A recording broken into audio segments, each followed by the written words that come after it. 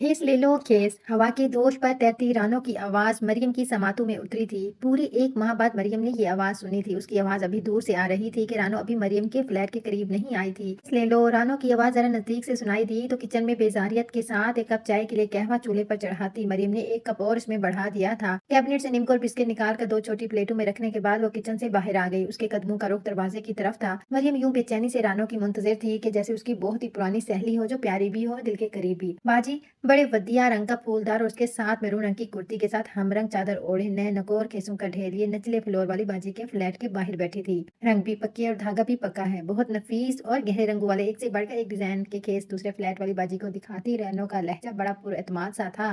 कीमत तो कुछ कम करो रानो। खेस दूसरे फ्लैट वाली बाजी को पसंद आ गए थे। बस अब भाव ताव हो रहा था। बाजी बड़े बड़े बरादिफ खेस हैं। एक बार फिर से बाएतमाद लहजे में 25-26 साल रानो ने अपने माल की खूबी बयान की। रानो का ना माल दो नंबर होता है ना पैसे ज्यादा मांगती है। अपने फ्लैट की सीढ़ियों में खड़ी मरियम इस आम सी लड़की रानो को गौर से देख रही थी।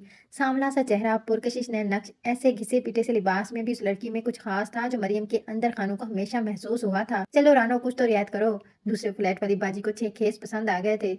रानो का माल होता ही बहुत अच्छा था। पसंद कैसे ना आता। जिसके भी फ्लैट के सामने खेसों का ढेर रख कर बैठती। कभी दो कभी चार बेच कर ही उठती थी। चलो बाजी तुसी पुराने घाव को 1000 कम दे दो। दोनों के चेहरे पर आई मुस्कुराहट ने बताया कि सौदा तय हो गया है। खरीदने वाला भी राजी था और बेचने वाला भी। चाय पियोगी रानो?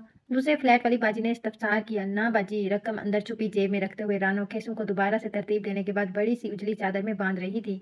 चाय मैं ऊपर वाली बाजी के हाथ की पीती हूँ। रानो ने जवाब देते हुए मुस्कुरा कर ऊपर मरियम की तरफ देखा जो इशारा था कि वह अब उसी की तरफ आने वाली है। कैसी हो रानो? खेसों का ढेर रखे वो सांवले से चेहरे और दुबले बदन वाली रानो मरियम के फ्लैट के अंदर कारपेट पर बैठी थी। दूसरी फ्लैट वालियों में और मरियम में शायद ये फर्क था कि वो सब रानो को फ्लैट से बाहर बिठाया करती थी, जबकि मरियम हमेशा उसे अपनायत भरे अंदाज में अंदर बुला लिया करती थी। मौसम गर्म होता तो इस मेहनत कश लड़की के लिए बड़ी फराख दिली के साथ पंखा भी चला देती थी और मौसम सरमा में उसे हीटर के पास बिठा लेती थी। गर्मी में शरबत का ठंडा ठार गिलास तो सर्दी में चाय का गर्मा गर्म कप। गोया ये मरियम की इस गरीब मेहनत कश लड़की के लिए मेहमान नवाजी होती थी। मरियम को रानो से दिली लगा और वाबस्तगी सी महसूस होती थी। उसकी वजह क्या थी इससे मरियम खुद भी नावाकिफ थी। ठीक हूँ बाजी। खेस की गठरी खोल कर सामने रखते रानो की मुस्कुराहट बड़ी अपनायत भरी लगी। काजल से भरी चमकदार आंखों की तरफ मरियम ने बगौर देखा था। बड़े दिनों बाद आई हो रानो। बेहतरीन डिजाइन के केस रानो ने निकाल कर मरियम के सामने रख दिए थे। हाँ बाजी जरा परेशानी थी। एक केसू का खोल कर रखती रानो का सारा ध्यान उनकी तरफ था, जबकि मरियम का सारा ध्यान उसके सांवले चेहरे की तरफ था जो कुछ देर पहले मुस्कुराया था पर अब एकदम से गमगीन नजर आने लगा था। कैसी परेशानी रानो? बेदिली और बेजारियत से एक सरसरी निगाह अपने सामने रखे केसों पे डालती मरियम की सारी तवज्जो रानो की तरफ थी। मरियम का अंदाज ऐसा था जैसे उसे खेस खरीदने में कोई दिलचस्पी ना हो या फिर जरूरत ना हो। मरियम के इसरार पे जो परेशानी रानो ने अपनी बताई वो उसके बोझल दिल को मजीद बोझल कर गई। जिस छप्पर छांव तले अपनी जिंदगी गुजार रही थी वो उसकी जाति या अपने किसी सगे रिश्तेदार की नहीं थी। वो जगह हस्ती की एक गरीब मगर नेक दिल औरत की थी जिसने इंसानियत के रिश्ते से बेसहारा रानो को अपनी झोंपड़ी में जगा दे रखी थी। अम्मा जी भी दुनिया में अकेली थी और रानो भी बेसहारा। नमूनिया ने पकड़ लिया था अम्मा को। ओ अच्छा। 1000 इलाज कराया अब जाकर भली चंगी हुई है। गठरी के सबसे आखिर में दो बड़े खूबसूरत रंगों और डिजाइन के खेस निकालते हुए रानो ने मरियम के सामने रखे तो बेध्यानी में भी मरियम ने उनकी खूबसूरती पर ध्यान दिया। ब्राउन और सुर्ख धागों से बने ये दोनों केस बिलाशबा इन केसों में सबसे अच्छे थे, मगर फिर भी मरियम का खरीदने का इरादा नहीं था। किचन में आती कहवे की खुशबू ने मरियम की तवज्जो अपनी जानिब की तो कुछ देर के लिए उठकर किचन में आ गई थी। तुम्हारा अपना दुनिया में कोई नहीं है रानो? गर्मा गर्म भाप उड़ाते चाय के 2 कप के साथ 2 प्लेटों में नीमको बिस्कुट मरियम और रानो के दरमियान में रखे थे। मरियम भी कारपेट पर उसके बराबर यूं बैठी थी जैसे वो भी अपनी जात में रानो जैसी हो, बेसहारा तन्हा और अकेली। कोई भी नहीं है मेरा। एक हाथ में चाय का कप और दूसरे हाथ में पकड़ा बिस्किट। जवाब देते रानो बहुत मासूम सी दिखाई दी। कहाँ गए सब? मरियम ने अपना चाय का कप करीब कर लिया था। नीमको और बिस्किट रानो के लिए थे। मरियम को तो चाय अंदर उतार कर बस भूख को मारना मकसूद था। कई दिनों से एक लाहक और जहनी परेशानी ने उसकी भूख जो उड़ा रखी थी। दुनिया में नहीं है क्या? चाय का कप हाथ में पकड़े रानो कहीं खो गई थी। किसी सोच की वीरान बस्ती में तन्हा और इस और परेशान के मरियम के इस्तफसार ने उसे गोया शाने से पकड़कर हिलाया था। हैं सब दुनिया में और जिंदा भी हैं बाजी। मर तो मैं गई हूँ उन सबके लिए। भीगी आंखें, भीगा लहजा, भीगी आवाज, यूं सब जिंदा हैं तो तुम्हारी ये बेसहारगी, बेचारगी, अकेलापन, उदासी और परेशानियां और खुली गली कोचे में हड्डियां रगड़ती 2 वक्त की रोटी के लिए यूं दर बदर घूमना। एक ही सांस में कई सवाल उससे पूछ लिए थे। मरियम चंद लम्हों के लिए हैरान परेशान चाय पीना भूल गई थी। जिस चेहरे पे अभी कुछ देर पहले मुस्कुराहट थी, दर्द भी ऐसा जो आहो बुका के साथ एहतजाज कर रहा था। खवारी ये भी मोहब्बत की ही मेहरबानी थी। ये बेवफाई ने दिल को आबला बना दिया था। कौन था वो बेवफा रानो? इस बेसहारा बस नाम की रानो के गम ने मरियम को भी अबदीदा कर दिया था।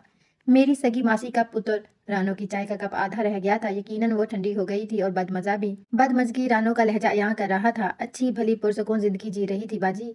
बाएं हाथ से चादर के पल्लू से रानो ने अपनी आंखों को रगड़ा तो काजल भी आंसू के साथ चेहरे पर फैल गया था। आंखों से बहते आंसू की शक्ल में इस देखते रानो के सांवले चेहरे की स्याही बढ़ाती थी। मोहब्बत खुद उसकी तरफ बढ़ी थी, अपनी दीवानगी का इजहार खुद अपनी जबानी किया था। खुद ही एक साथ जिन्हें मरने की कस्में खाई थी और खुद ही सई वली के मिजाज पर मन्नत का धागा बांधते हुए जिंदगी की आखिरी सांस तक साथ निभाने का वादा भी किया था। तो फिर मोहब्बत बेवफा क्यों हुई रानो, बताओ रानो। मुस्तरबाना अंदाज में मरियम का हूँ इस्तफसार के जैसे रानो की दास्तान में से अपने किसी सवाल का जवाब ढूंढ रही थी। रानो की कहानी किसी अपनी उलझन का हल तलाश कर रही हो। रानो की जिंदगी की कहानी से किसी अपने दर्द का मरहम हासिल कर रही हो।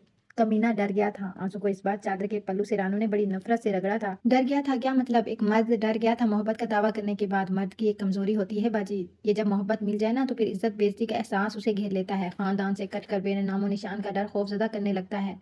गहरा सांस लेते रानो की भीगी आंखों में कर्ब का समंदर बहता दिखाई दे रहा था। लम्हा भर के लिए मरियम को यूं महसूस होने लगा कि उसका अपना वजूद कर्ब के समंदर में डूबने लगा हो। कुछ ख्याल, कुछ सोचें, कुछ यादाश्तें मरियम के अंदर भी चलाने लगी थी। मरियम, तुम मुझे ना मिली तो मैं खुद को खत्म कर दूंगा। यूनिवर्सिटी की नहर के दूसरी तरफ घास पे बैठे दो मोहब्बत के मारे उलझे हुए थे। तुम बताओ आखिर मैं क्या करूं? क्या हसन?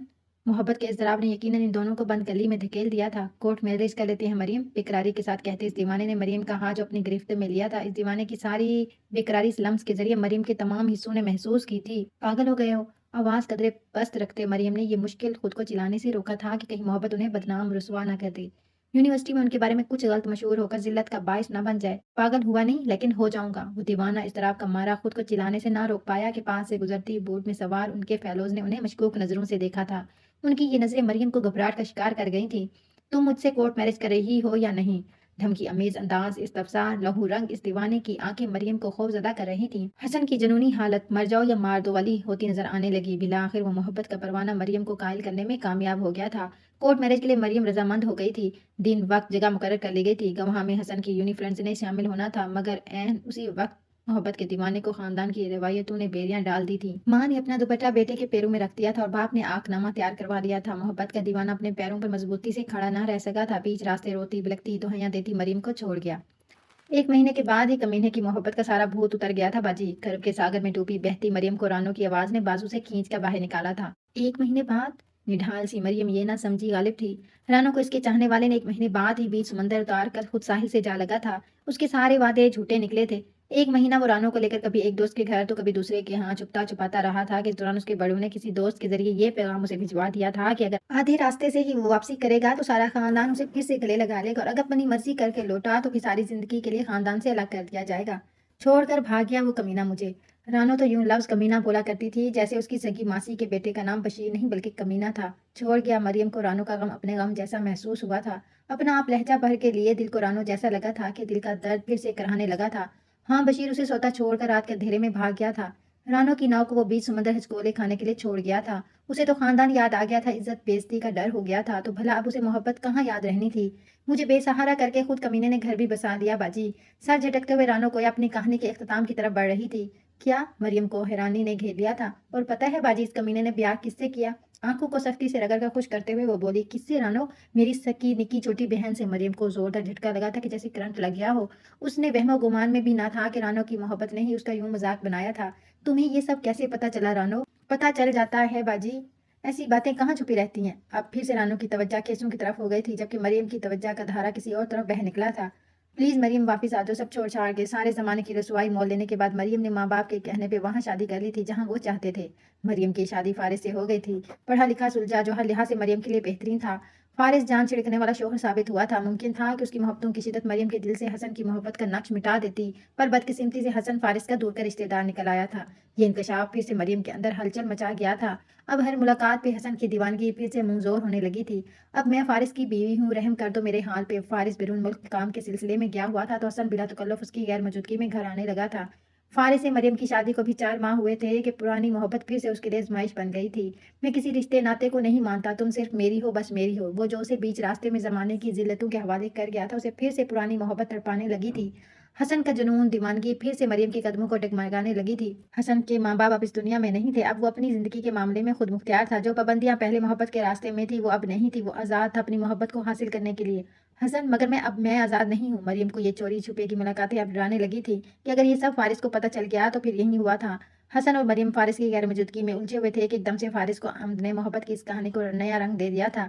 مریم اگر تم آزاد ہونا چاہتی ہو تو میں تمہیں آزاد کر دوں گا، میں محبت کو قید کرنے کا قائل نہیں ہوں۔ مریم کو مجبوراً فارس کو ساری حقیقت بتانی پڑی تھی۔ محبت دل اور روح کے ساتھ پوری سچائی سے کرنے کا نام ہے۔ اگر آپ کا دل آپ کی روح کسی اور کی طلبگار ہے تو پھر لوٹ جاؤ اس کی طرف۔ فارس نے اس رشتے کو قائم رکھنے کا سارا اختیار مریم کے ہاتھ میں دے دیا تھا۔ زندگی اس اختیار کے بعد ایک بار پھر سے الجھ کر رہ گئی تھی۔ محبت کرنا گناہ نہیں ہے، مگر ایک نئے رشتے میں بند کر اسے ایمانداری سے نہ نبھانا گناہ ہے مریم۔ اس الجھن میں کئی دنوں سے گرفتار مریم عجیب سی کیفیت میں تھی کہ کیا کرے کیا نہ کرے، کچھ سمجھ نہیں آ رہا تھا۔ کوئی ایسا ہمراز نہ تھا کہ جس سے مشورہ لے کر وہ اس الجھن کو سلجھا لیتی۔ زندگی عجیب دراہے پہ کھڑی ہوئی تھی۔ آیا تھا وہ بے وفا پلٹ کر دوبارہ میری زندگی میں باجی۔ سوچوں کو اب نئے رخ پہ موڑ دیا تھا۔ اس بار نفرتوں نے کمینہ کی بجائے بے وفا کا لفظ استعمال کیا تھا۔ بشیر پورے 3 سال بعد رانو کی زندگی میں دوبارہ آیا تھا، لیکن اس بار محبت نے خود غرضی اسے لائی تھی۔